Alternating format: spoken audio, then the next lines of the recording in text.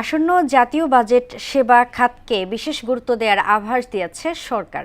আলোচনায় গুরুত্ব পাচ্ছে শিক্ষা, স্বাস্থ্য ও পরিবহন খাত। তবে বিশেষজ্ঞদের মতে গেল কয়েক অর্থবছরে এসব খাতে বরাদ্দ বাড়লেও তার সুফল গুণগত মান উন্নয়নে প্রত্যাশিতভাবে প্রতিফলিত হয়নি।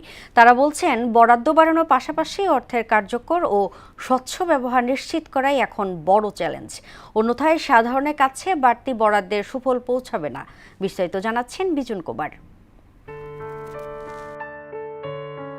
গেল কয়েক অর্থ বছরে সেবা তথা শিক্ষা, স্বাস্থ্য এবং পরিবহন ও যোগাযোগ খাতে উল্লেখযোগ্য বরাদ্দ দেওয়া হলেও সেবার মান, জবাবদিহি ও কার্যকারিতা নিয়ে প্রশ্ন থেকেই গেছে। অর্থনীতিবিদরা বলছেন, আসন্ন প্রস্তাবিত উন্নয়ন বাজেটে শিক্ষা ও স্বাস্থ্য খাতকে সর্বোচ্চ গুরুত্ব দিচ্ছে সরকার। অর্থনীতির অর্ধেকেরও বেশি কিন্তু এই বিভিন্ন রকমের সেবা খাত তার উপর নির্ভর করে। এর মধ্যে শিক্ষা, স্বাস্থ্য রয়েছে এবং এছাড়া দেশের পরিবহন খাত এবং ব্যাংক, ইন্স্যুরেন্স এবং কমিউনিটি সার্ভিস, রিয়েল এস্টেটের খাত রয়েছে। 2024-25 অর্থ বছরে শিক্ষা খাতে জিডিপির 1.69% বরাদ্দ দেওয়া হলেও পরের অর্থ বছরে তা নেমে আসে 1.53%। তবে আসন্ন বাজেটে শিক্ষা খাতকে বিশেষ গুরুত্ব দেওয়ার আভাস দিয়েছে সরকার। বিশেষজ্ঞদের মতে বরাদ্দ বাড়লেই হবে না, শিক্ষার গুণগত মান উন্নয়নে সেই অর্থের কার্যকর ব্যবহার নিশ্চিত করতে হবে। যে শিল্পের জন্য বা অর্থনৈতিক উন্নয়নের জন্য, কর্মসংস্থানের জন্য যে ধরনের শিক্ষা প্রয়োজন, সেরকম ভাবে আসলে শিক্ষাকে তৈরি করা যায়নি। বাজেটটা কেমন ভাবে সাজাতে হবে যাতে করে আসলে দক্ষতা ভিত্তিক শিক্ষা তো সেটা তৈরি হয়। এদিকে স্বাস্থ্য খাতে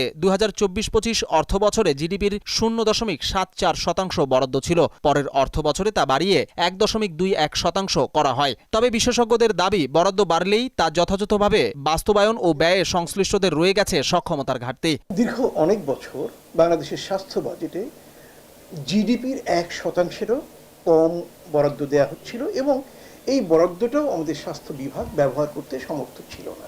ব্যয়ের কার্যকারিতা বাড়াতে এবং স্বাস্থ্য খাতের সেবার মান উন্নয়নে খাতের পরিকল্পনা ও বাস্তবায়ন ব্যবস্থাকে ঢেলে সাজানোর পরামর্শ দিয়েছেন এই বিশেষজ্ঞ। এই বাজেটের একটি বড় দিক হওয়া উচিত পাবলিক হেলথ কেয়ারটাকে সুসংগঠিত করে একটি অধিদপ্তরে রূপান্তর করা। অন্যদিকে ইতিমধ্যেই বেসরকারি স্বাস্থ্য খাতের কলেবর সরকারি স্বাস্থ্য খাতের কলেবরের 1.5 গুণের মতো হয়েছে। অতএব এই দিকটিকে নজরদারির আওতায় আনায়, জবাবদিহিতার আওতায় আনায়। অন্যদিকে শিক্ষা ও স্বাস্থ্যের পাশাপাশি আসন্ন বাজেটে গুরুত্ব পাচ্ছে পরিবহন ও যোগাযোগ খাত। বিশেষজ্ঞরা বলছেন, এ খাতে বিবেচনায় রয়েছে বেশ কয়েকটি মেগা প্রকল্প। তবে বরাদ্দ দেওয়ার পাশাপাশি চলমান প্রকল্পগুলোর কাজ দ্রুত শেষ করে জনসাধারণের ব্যবহারের জন্য উন্মুক্ত করার তাগিদ দিচ্ছেন বিশেষজ্ঞরা। এডিপি যেটা হতে যাচ্ছে অ্যানুয়াল ডেভেলপমেন্ট প্রোগ্রামের প্রায় 3,08,000 কোটি টাকা কিন্তু সংস্থান সেখানে রাখা হচ্ছে এবং এটা কিন্তু রেকর্ড হতে যাচ্ছে। বাজেটটাকে আমি মনে করি গণপরিবহন বান্ধব হওয়া, পরিচালনার দিকে মনোযোগী হওয়া, পাশাপাশি যে অবকাঠামো তৈরি হয়ে গেছে সেটাকে ব্যবহার উপযোগী করা। 2024-25 অর্থ বছরে পরিবহন ও যোগাযোগ খাতে জিডিপির 1.43% বরাদ্দ ছিল, যা 2025-26 অর্থ বছরে বেড়ে দাঁড়ায় 2.14%। নতুন বরাদ্দের পাশাপাশি বৈদেশিক ঋণ গ্রহণের ক্ষেত্রেও সতর্ক থাকার মত দিয়েছেন এই বিশেষজ্ঞ।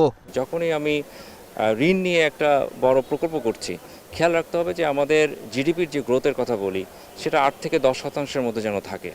নাহলে আসলে এটা ফিউচার জেনারেশনের উপরে তাদের ঋণের একটা বড় বোঝা কিন্তু যে পড়তে পারে, এই সংখ্যা কিন্তু থেকেই যায়। শুধু বরাদ্দ বা গুরুত্ব নয়, নিশ্চিত করতে হবে বাজেটের কার্যকর ব্যবহারও। নতুন বাজেট সাধারণ মানুষের প্রত্যাশা কতটা পূরণ করতে পারবে, এটাই এখন দেখার বিষয়।